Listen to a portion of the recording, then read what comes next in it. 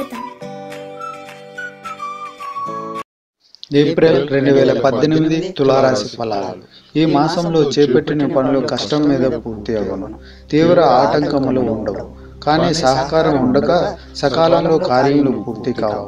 వివాహ ప్రయత్నాలు చేయుటకు ప్రథమ ద్వితీయ వారాలు అనుకూలమైనవి. గృహ నిర్మాణం లేదా కొనుగోలుకు సంబంధించిన ప్రయత్నాలు చేయుటకు ఈ మాసం కలిసి రాదు. ఉద్యోగులకు, వ్యాపార వృత్తి జీవనం వారికి సాధారణ ఫలితాలు. 22వ తేదీ తదుపరి పనులు వేగం పొందును. ఆర్థికంగా ఆశించిన మిగులు కలుగును. ఈ మాసంలో 1వ తేదీన ధన నష్టం కలగవచ్చు. డబ్బు విషయంలో ఎవరినీ నమ్మరాదు. ఆఖరి నిమిషం దాకా మీ ప్రాజెక్టులో ఇబ్బంది కలగవచ్చు. దగ్గర బంధువు గురించి అశుభవార్త వినవలసి ఉంటుంది. 2-3 తేదీల్లో మీ మంచితనంతో అందరి మెప్పు పొందుతారు.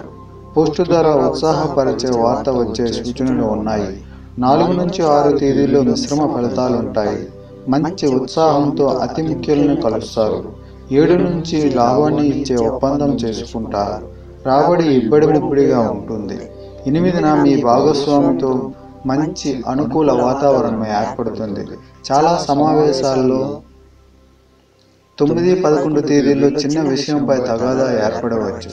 కోపాన్ని అదుపులో ఉంచుకోవాలి. జీర్ణశక్తి తగ్గుతుంది.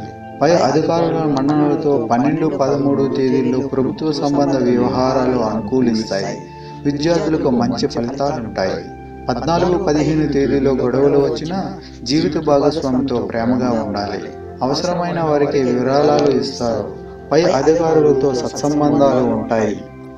16-17 తేదీల మధ్య మీ కుటుంబ వ్యవహారాల్లో పూర్తిగా మునిగినా మీ వృత్తిలో సమర్థవంతంగా రాణిస్తారు. స్థిరాస్తి కొనుగోలు, అమ్మకం జరిగే అవకాశాలు ఉన్నాయి. జీవిత భాగస్వామ్యంతో ఆనందంగా ఉంటారు.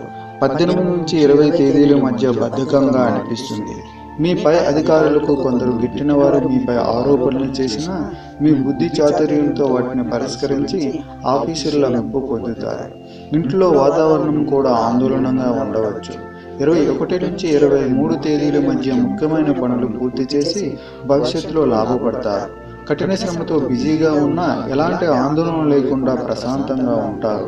విద్యార్థులు తమ చదువు, కెరీర్పై దృష్టి కేంద్రీకరించాలి. 24-26 తేదీల మధ్య మీ ఆర్థిక స్థితి పుంజుకోవటంపై దృష్టి పెడతారు.